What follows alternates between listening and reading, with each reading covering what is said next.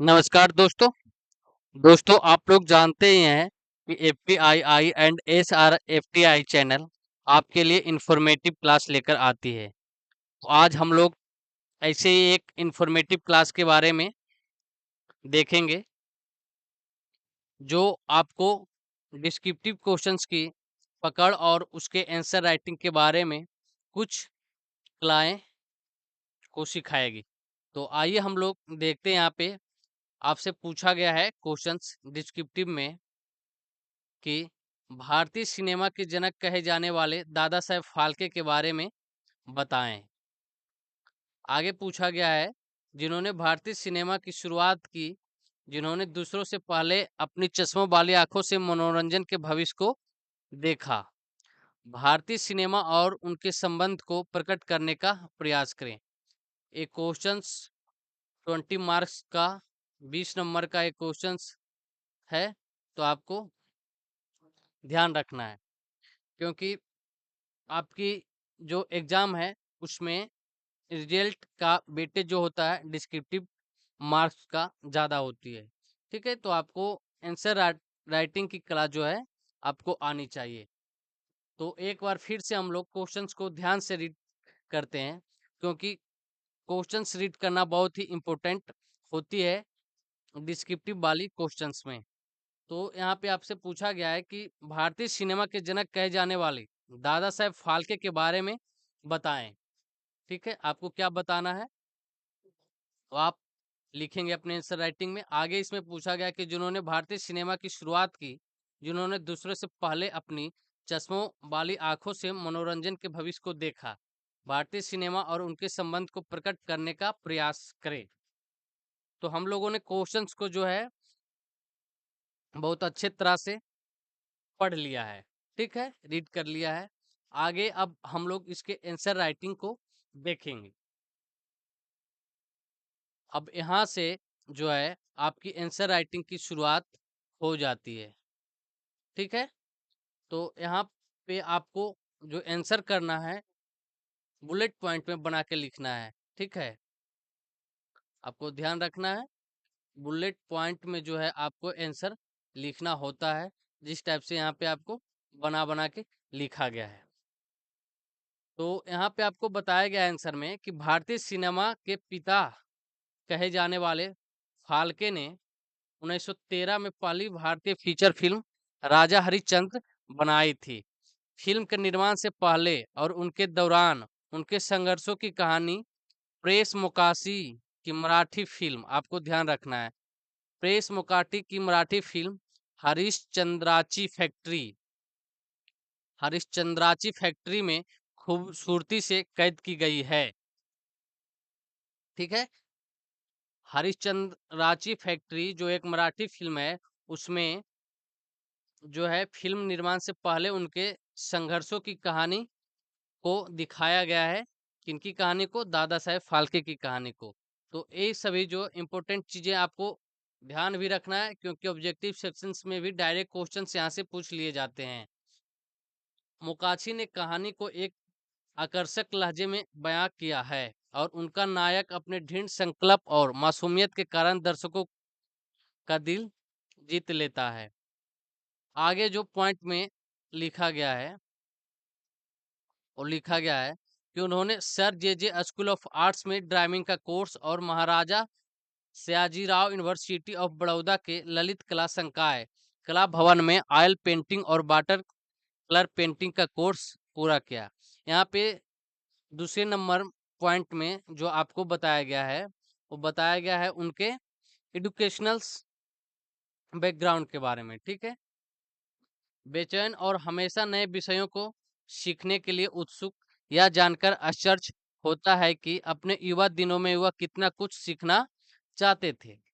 तीसरे पॉइंट में बताया गया है कि फाल्के ने अपने ज्ञान के दायरे को बढ़ाने के लिए एक अतृप्त भूख दिखाई। वह एक फोटोग्राफर बन गए और यहाँ तक कि प्रोफेसर केल्फा, जो मुकाशी फिल्म में भी दिखाई देते हैं, के रूप में जादू भी किया। उन्होंने प्रिंटिंग व्यवसाय में प्रवेश किया लेकिन अंततः इसे छोड़ दिया क्योंकि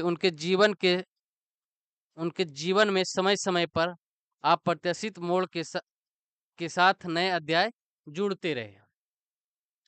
आगे पॉइंट में आपको लिखा गया है कि फाल्के की कहानी भारत में फिल्म निर्माण में उनके योगदान के कारण दिलचस्प है। सिनेमा प्रेमी और बुद्धिजीवी अवेश थोरवल ने अपनी पुस्तक द सिनेमाज ऑफ इंडिया, आपको इस पुस्तक का नाम रखना है, ठीक है, द सिनेमाज ऑफ इंडिया किनकी पुस्तक है? एवेश थोरवल की पुस्तक है कि एक भटकने वाले दिमाग वाले व्यक्ति way the life of Christ film देखने के बाद अभिभूत हो गए थे। किनके बारे में बताया गया है? दादा साहेब फाल्के के बारे में, ठीक है, जिन्होंने the life of Christ film देखने के बाद अभिभूत हो गए थे, जो शायद फ्रांसीसी महिला एलिस गाई, फ्रांसीसी निर्देशक एलिस ईडा, इंटोनेट गाइड ब्लोचे द्वारा बनाई गई थी। हुरवल ने कहा, एक समर्पित हिंदू के रूप में उन्होंने सोचा कि अगर ईसा मसीह धर्मनिरपेक्ष पश्चिम पश्चिम में फिल्मों का विषय हो सकते हैं, तो हिंदू देवी और देवताओं के असंख्य रोमांच और अवतार अक्षय सामग्री का भंडार प्रदान कर सकते हैं, जिसके लिए उन्होंने बहुत सारे जो हैं देवताओं से रिलेटेड, यानी कि और देवताओं से रिलेटेड ही उन्होंने फिल्में को उन्होंने बनाने का शुरू में प्रयास किए हैं। अगले पॉइंट में लिखा गया है कि सिनेमा का एक माध्यम के रूप में नवीनता ने फाल्के को आकर्षित किया, जो एक अलग पहचान वाली भारतीय फिल्में बनाना चाहते थे। इसलिए उन्होंने फिल्मों के बारे में पढ़ा, ठीक है, लंदन गए, एक कैमरा खरीदा और अंततः 1912 में फाल्के फिल्म्स कंपनी की स्थापना उन्होंने की थी। फाल्के का आउटपुट 95 फीचर लेंथ फिल्में और 27 लघु फिल्में उस कला के प्रति उनके जुनून को दर्शाता है कि जिसने भारत में फिल्म निर्माण में एक रचनात्मक क्रांति शुरू करने में बहुत बड़ी भूमिका निभाई। आगे बताया गया है कि फिल्म निर्माण के प्रति फाल्के के दृष्टिकोण पर विचार करते हुए थोरबल एक महत्वपूर्ण अवलोकन करते हैं। यह यह महत्वपूर्ण है कि फाल्के भारतीय समाज के पश्चिम तबके में कम रुचि रखते थे, जिसमें विदेशी फिल्मों के नियमित दर्शक शामिल थे, और समान रूप से अंग्रेजी बोलने वाले प्रेस ने उन्हें बड़े पैमाने पर नज़रअंदाज कर दिया। फाल्के का उद्देश्य सात्विक कला का एक स्वदेशी रूप बनाना और इसे एक लाभदायक राष्ट्रीय उद्योग बनाना था। आगे इसी आंसर में लिखा गया है पॉइंट बना के कि जो इक्ष्वाकु वंश के राजा की किदवंती पर आधारित राजा हरिश्चंद्र, ये जो राजा हरिश्चंद्र फिल्म है किस पे बेस्ड है? इक्ष्वाकु वंश के राजा किदवंती पर, ठीक है, तो आपको ये ध्यान रखना है। हरिश्चंद्र लगभग 3700 फीट या 4 रील की फिल्म थी। मुंबई के गिर गांव में कोरोनेशन सिनेमेटोग्राफ और वैरायटी हॉल में नाटकीय रूप से रिलीज की गई थी यह फिल्म, ठीक है, यह व्यावसायिक रूप से सफल रही। फाल्के ने 1913 में एक और फिल्म बनाई, मोहिनी भस्मासुर, भगवान विष्णु के एक अवतार मोहिनी की पौराणिक कहानी पर आधारित, जो विशेष शक्तियों वाले एक असुर भस्मासुर को मोहित करने और नष्ट करने का एक तरीका खोजती है। मोहिनी भस्मासुर एक मील का पत्थर है, क्योंकि इस फिल्म में दुर्गाबाई कामत, जिन्होंने पार्वती की भूमिका निभाई, और उनकी बेटी कमलाबाई गोखले, जिन्होंने मोहिनी की भूमिका निभाई है, भारतीय सिनेमा की पहली अभिनेत्रियां हैं। इन दोनों माँ और बेटी व्यावसायिक रूप से भी सफल रही। मोहिनी भस्मासुर के बाद फाल्के की तीसरी हिट फिल्म सत्यावन सावित्री, ठीक है, 1914 में आई, जो महाभारत के वन पर्व में मूल रूप से पाई जाने वाली सत्यावन सावित्री की कहानी पर आधारित थी। मूक फिल्मों से शुरू हुई भारतीय सिनेमा की शुरुआत ने दर्शकों को आकर्षित किया और फाल्के को सफलता दिलाई। आगे आंसर में लिखा गया है पॉइंट बना के कि फाल्के की एक और प्रसिद्ध फिल्म लंका दहन, जो 1917 में आई थी है, जो रामायण के सुंदर कांड पर आधारित है, जिसमें हनुमान अपनी जलती हुई पूंछ से लंका में आग लगाते हैं। यह फिल्म रेस्तरां कर्मचारी से अभिनेता बने अन्ना सालुके की मौजूदगी के लिए प्रसिद्ध है, जिन्होंने राम और सीता के किरदार निभाए और भारतीय सिनेमा में दोहरी भूमिका निभाने वाले पहले व्यक्ति हैं।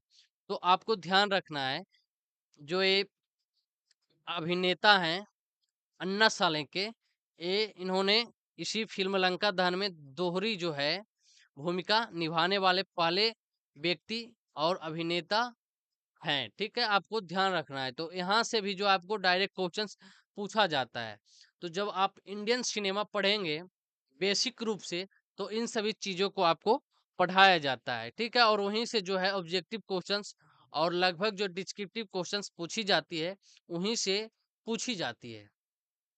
ठीक है, तो बेसिक अगर आपको न- जानकारी है, तो आप आराम से जो है इन सभी आंसर्स और इन सभी पे आधारित ऑब्जेक्टिव क्वेश्चंस का आंसर्स आप आसानी से कर लेंगे। कालिया मर्दन भगवान कृष्ण के युवा दिनों पर आधारित एक पौराणिक फिल्म है। ठीक है, जो राक्षस नाग कालिया के साथ उनके युद्धत के साथ समाप्त होती है। जब फाल्के इस माध्यम की खोज कर रहे थे, तब भारतीय सिनेमा कैसा था, ये आप अभी 2025 की दुनिया में सोचेंगे। आगे इसमें बताया गया है, एंसर्स में लिखा गया है कि फाल्के के करियर में उतार चढ़ाव आए। ठीक है, उनकी कंपनी फाल्के फिल्म्स कंपनी को अंततः स्वतंत्रता कार्यकर्ता और राष्ट्रवादी लोकमान बाल गंगाधर तिलक और फाइनेंसर सर रतन जी जमशेद जी टाटा सहित प्रमुख नामों के समर्थन से हिंदुस्तान सिनेमा फिल्म कंपनी में बदल दिया गया। ठीक है, कंपनी ने कालिया मार्दन जैसी व्यावसायिक रूप से सफल फिल्में बनाई, लेकिन फाल्के ने आपसी मतभेदों के कारण कंपनी छोड़ दी और अपनी सेवानिवृत्ति की घोषणा की। उन्होंने और भी फिल्में निर्देशित की, जिनमें हिंदुस्तान सिनेमा फिल्म्स कंपनी के लिए फिल्में में भी शामिल थी, जिसके साथ बाद में उनका नया समझौता हुआ। हालांकि उनका करियर ढलान पर चला गया और 67 साल की उम्र में कोल्हापुर कोल्हापुर मूवी टोन के लिए बनाई गई उनकी एकमात्र साउंड फिल्म गंगा वतरन, ठीक है, ये साइलेंट फिल्म नहीं थी, साउंड फिल्म थी, जो 1937 के साथ समाप्त हो गई। फाल्के का निधन 16 फरवरी 1944 को नासिक में हुआ। वे उस इंडस्ट्री से दूर हो गए जिसमें उन्होंने कई सालों तक महत्वपूर्ण भूमिका निभाई थी और एक नया इंडस्ट्री की उन्होंने स्थापना की थी। ऐतिहासिक, पौराणिक और वित्त चित्रों सहित सभी प्रकार की फिल्मों बनाने के बाद उनकी विरासत आज तक भी अभी जीवित है। आगे आपसे लिखा गया आंसर में कि जो दादा साहेब फाल्के पुरस्कार जो है राष्ट्रीय फिल्म पुरस्कार समारोह के दौरान प्रस्तुत किए जाने वाले भारतीय सिनेमा का सबसे प्रतिष्ठित पुरस्कार है।